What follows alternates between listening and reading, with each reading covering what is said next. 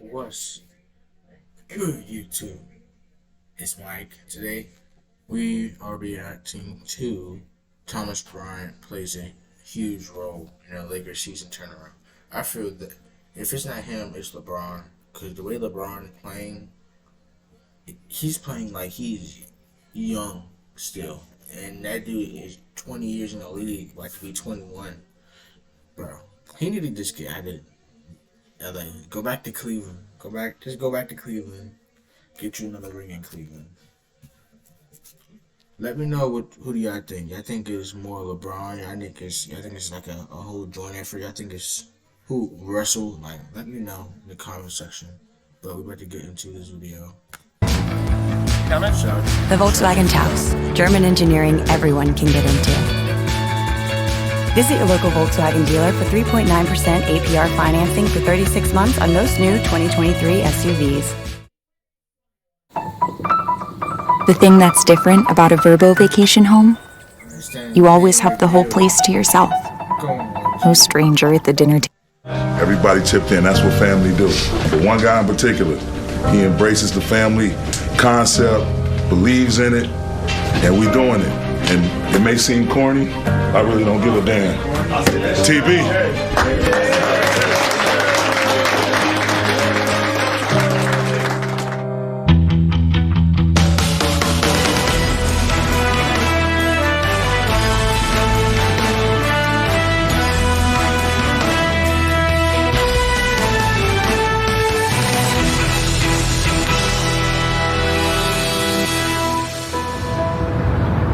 Thank you.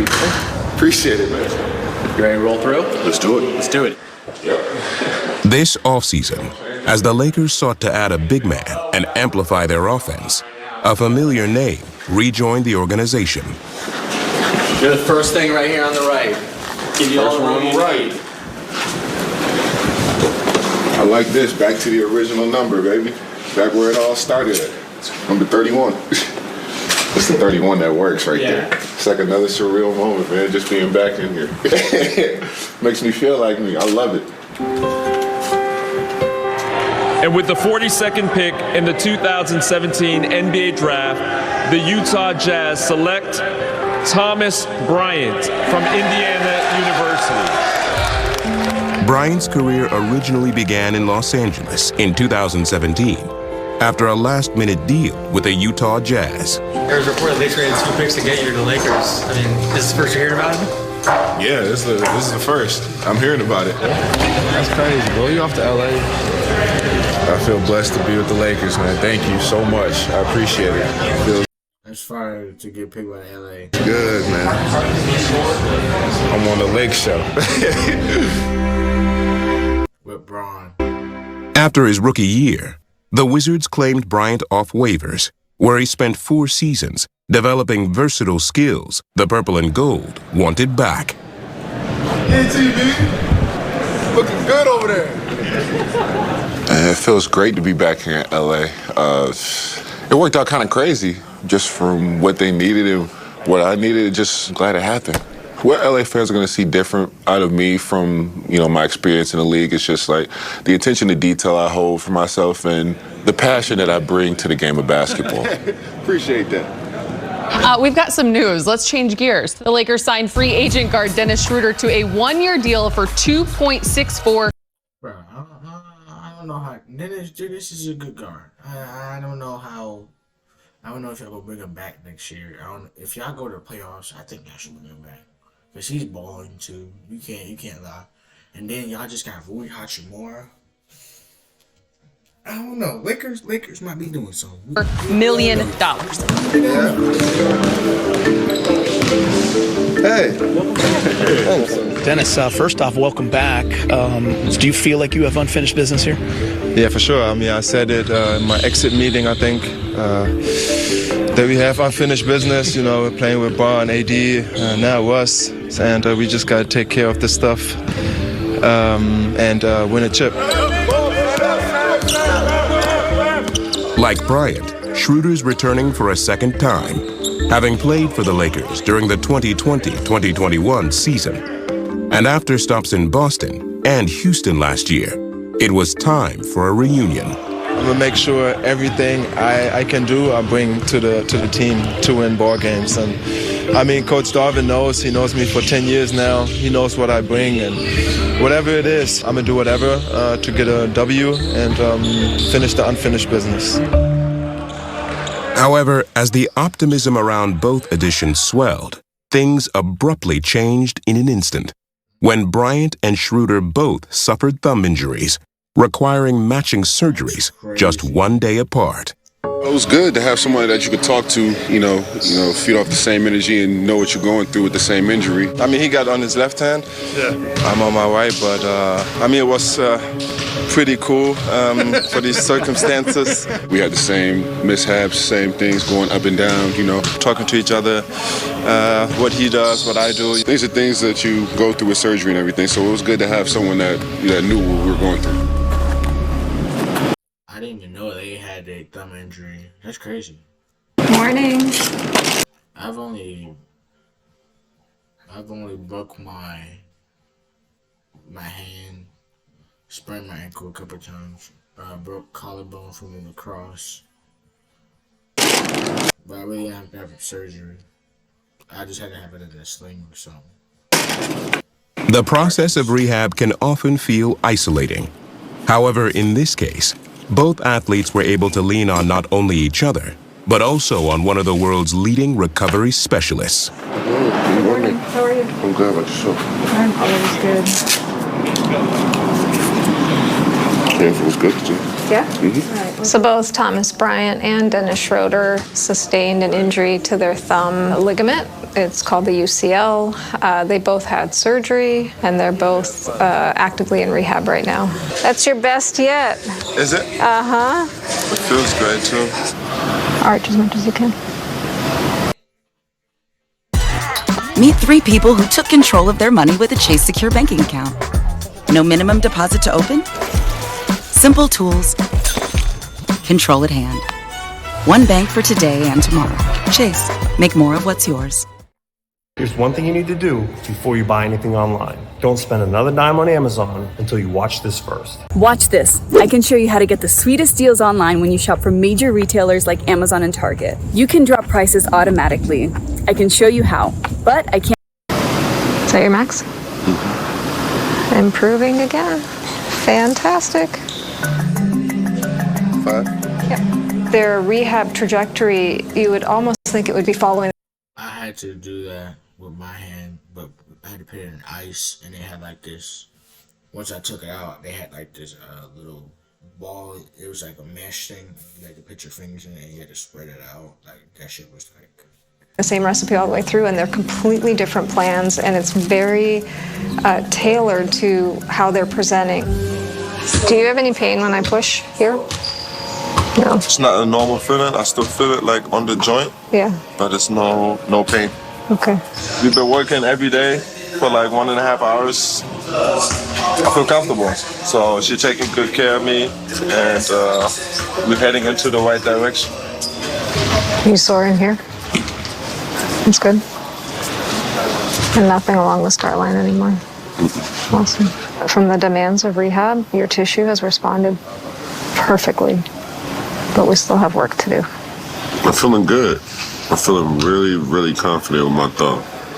Just along with her help over these last 2 weeks, I feel super confident over it. So I know, like, by the time I get back, I have no setbacks. For these athletes, a day away from their sport is just, it's an identity crisis for them. Sorry.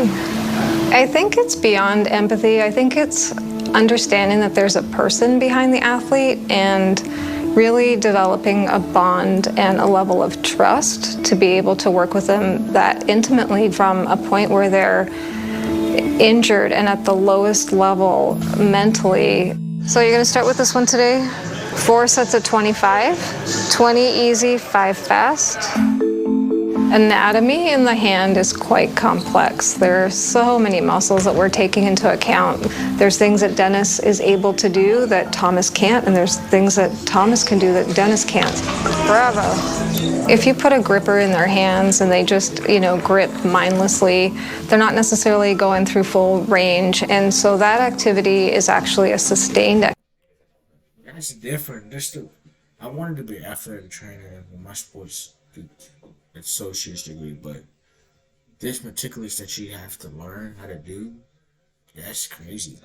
Activity. So they have to be using those muscles for an extended period of time. And then the board, it's just a challenge. Green, yellow, red, green, blue, green, blue, green, yellow. These guys are athletes. They like competitive elements, and it's just a lot more fun to give them a challenge, and they feel good about that. Done. Good job. Yeah. That's hard. That's hard. Of course it is. And I've learned over the course of my career that the more I can bring their sport into the rehab, the faster the recovery for them. I want you to catch here, not here. What I really admire about Dennis is that he has been incredibly committed to the rehab process. We laid out his plan, and he has been a stellar student. What do you think? Yes, we did. Good job. Thomas was also a real hardship. He was about to board a plane to go to the first home game and suddenly had to reroute and have surgery the next day. And emotionally, that is incredibly challenging for anybody. Excellent. He's just gracious through the process and finds the good in what's happening, and he still finds a way to smile and be happy with the progress that we're making. Yeah, I'm just happy we got the win, man. Happy as hell we got the win. Hell of a job. Everybody chipped in. That's what family do. Everybody had their jersey on. But one guy in particular, who was just in the Stay Ready group and had to go out there and bust his ass against two-time MVP. And he stepped up because he's bought in. He embraces the family concept, believes in it, and we doing it. And it may seem corny, I really don't give a damn. TB.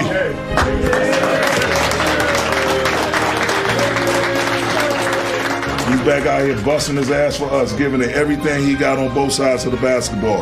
That's what this is supposed to be about. That is our identity. 1, 2, 3, family.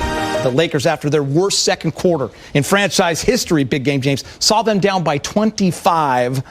Their biggest comeback win of the year. They outscored the Blazers 75-41 in the second half, and they win up in Portland, where they have not won since December of 2019. That was good times. It's a miracle.